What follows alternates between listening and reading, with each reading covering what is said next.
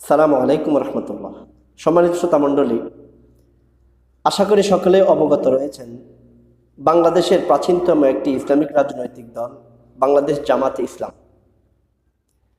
বাংলাদেশ জামাতে ইসলামের আমির ডাক্তার শফিকুল ইসলাম সাহেব তিনি তার একটি সংবাদ সম্মেলনে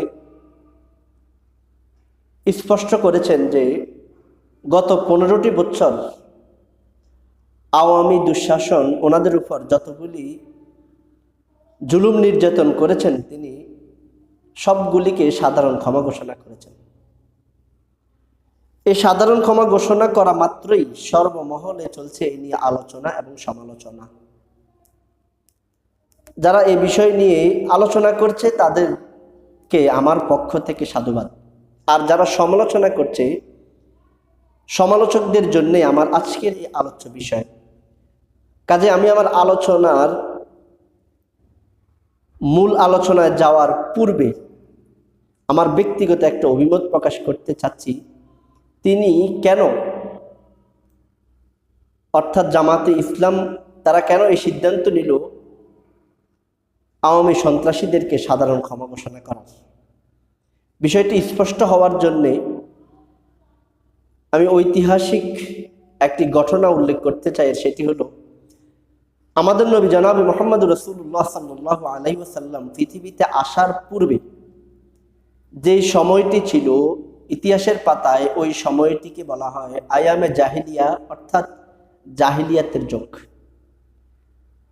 পৃথিবীর ইতিহাসে জাহিলিয়াতের যুগ অত্যন্ত বর্বরতা, অত্যন্ত নির্মমতার একটি সময় ছিল।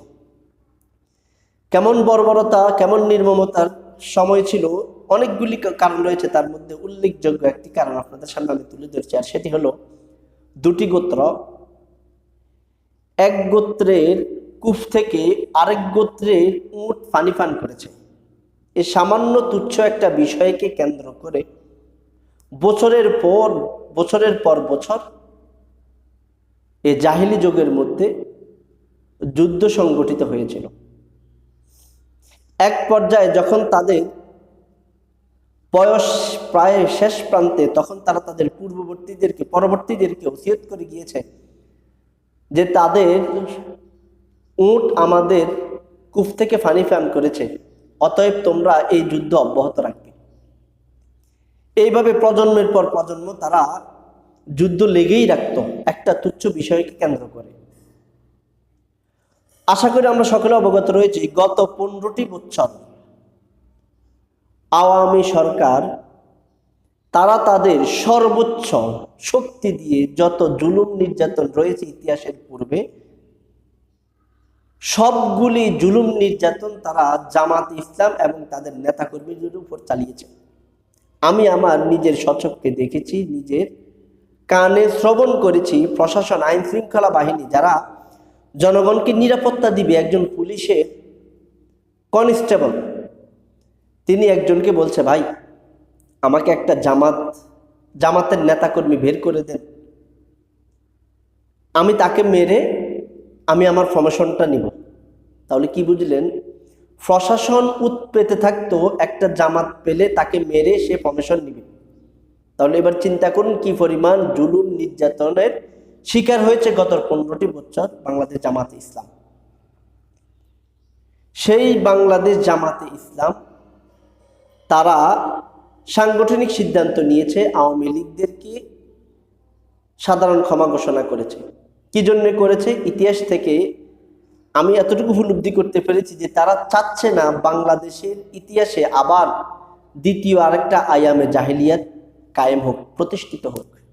হ্যাঁ, জামাত ইসলাম যদি এখন চায় যে তারা তাদের সমস্ত রাক্ষস উড়াবে, আওয়ামী লীগকে যেখানে পাবে, আওয়ামী লীগ ক্ষমতা আসার পর তারা স্লোগান দিয়েছিল না, সকাল বিকাল নাস্তা করো, একটা জামাত ধরো।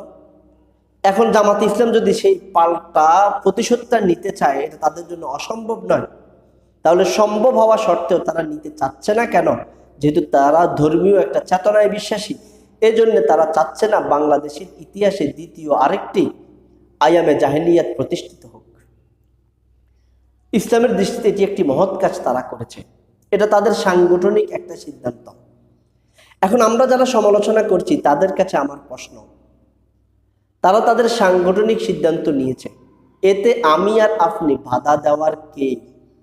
আপনি হয়তো বেশি থেকে বলবেন যে সন্ত্রাসীদেরকে তারা আশ্রয় দিতে চাচ্ছে, সন্ত্রাসীদেরকে তারা ক্ষমা করলো কেন? দেখেন, আমি আবারও বলছি, এটা তাদের একটা সাংগঠনিক সিদ্ধান্ত। এবার আপনি সমালোচনা কেন করবেন? যদি আজকে রাষ্ট্র জামাতে ইসলামের কথা মেনে নিয়ে তারাও যদি আওয়ামী দুঃশাসনকে সাধারণ ক্ষমা ঘোষণা করত, তাহলে এখানে আমার আর আপনার সমালোচনা প্রতিবাদ করার জায়গা ছিল। কিন্তু এখন রাষ্ট্র কি জামাতে ইসলামের আমিরের কথা শুনে আওয়ামী লীগকে কি তারা সাধারণ ক্ষমা ঘোষণা করেছে? না। রাষ্ট্র একটা নীতিমালা আছে, রাষ্ট্রের একটা সংবিধান রয়েছে, যারা দোষী তাদেরকে চিহ্নিত করে আইনের আওতায় এনে উপযুক্ত শাস্তি প্রদান করবে। আমরা দেখেছি, এখনো পর্যন্ত দেখছি, আওয়ামী দুঃশাসন গত 15টি বছর মানুষের উপর যত জুলুম নির্যাতন করেছে, তাদের বিভিন্ন নেতাকর্মীদেরকে আটক করছে, জেল হাজতে নিচ্ছে, আদালতে তুলছে, রিমান্ড দিচ্ছে, তাদের থেকে বিভিন্ন তথ্য সংগ্রহ করছে। তাহলে এখানে আমরা সমালোচনা কেন করব? আজ যদি রাষ্ট্র যদি জামাত ইসলামের কথা অনুযায়ী চলতো, রাষ্ট্র যদি তাদেরকে সাধারণ ক্ষমা ঘোষণা করত, তাহলে এখানে আমাদের প্রতিবাদ ছিল, আমাদের সমালোচনা করার জায়গা ছিল। এখন জামাতে ইসলাম তারা সবচেয়ে নির্যাতনের শিকার হয়েছে, তারা তাদের সাংগঠনিক সিদ্ধান্ত নিয়েছে আওয়ামী লীগকে তারা ক্ষমা ঘোষণা করে দিবে, তাহলে আমি আরেকটা সংগঠনের নেতাকর্মী হয়ে আমি কেন এটার সমালোচনা করব? আমি বেশি থেকে বেশি আলোচনা করতে পারি, তাদের ঊর্ধ্বতন কর্মকর্তাদের সাথে আমি কথা বলতে পারি যে ভাই, আপনারা একটা সন্ত্রাসীদেরকে সাধারণ ক্ষমা ঘোষণা করলেন কেন? আমি জানতে পারি আলোচনার মাধ্যমে। কিন্তু আমি সমালোচনা করব কেন? কারণ প্রত্যেকটা রাজনৈতিক দলের আলাদা নীতিমালা রয়েছে, নিয়ম নীতি রয়েছে। প্রত্যেকটা রাজনৈতিক দল তারা তাদের নীতি নিয়ম অনুসরণ করেই চলবে। এখন আপনি যদি চান যে আমি একটা সংগঠন করি, সারা বাংলাদেশের সমস্ত রাজনৈতিক আমার নীতিমালা অনুসরণ করবে, তাহলে আমরা যে বলছি আমরা দ্বিতীয় স্বাধীনতা অর্জন করেছি, এটা কিসের স্বাধীনতা হলো? আমি যদি আমার দলের নীতিমালা যদি অনুসরণ করে না চলতে পারি, তাহলে এটা স্বাধীনতা হলো কিভাবে? এটা তো স্বাধীনতা হলো না, এটা তো বৈষম্যই রয়ে গেল। অতএব তারা তাদের সাংগঠনিক সিদ্ধান্ত নিয়েছে। আমার উপরেও আওয়ামী দুঃশাসন জুলুম নির্যাতন করেছে, এখন দেখতে হবে আমি কি ক্ষমা করেছি কিনা, আমার সংগঠন ক্ষমা করেছে কিনা।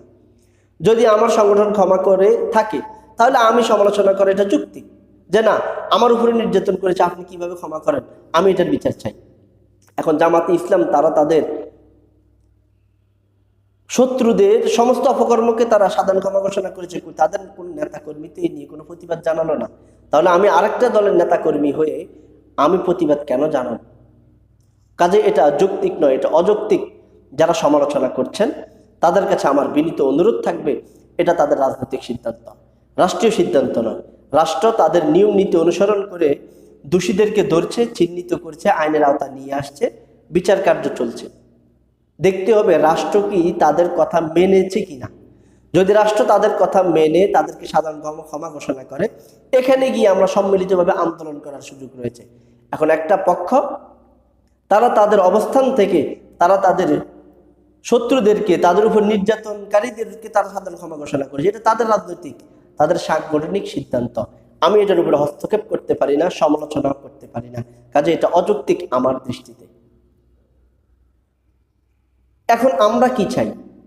আমরা এই প্রজন্ম শুধু এটাই চাই যে প্রত্যেকটা, এটা গণতান্ত্রিক দেশ, প্রত্যেকটা দলের একটা চেতনা রয়েছে, একটা নিজস্ব সাংগঠনিক সিদ্ধান্ত রয়েছে, সকলের সাংগঠনিক সিদ্ধান্ত অনুযায়ী চলবে, এতে কেউ হস্তক্ষেপ করবে না, এটাই চাই।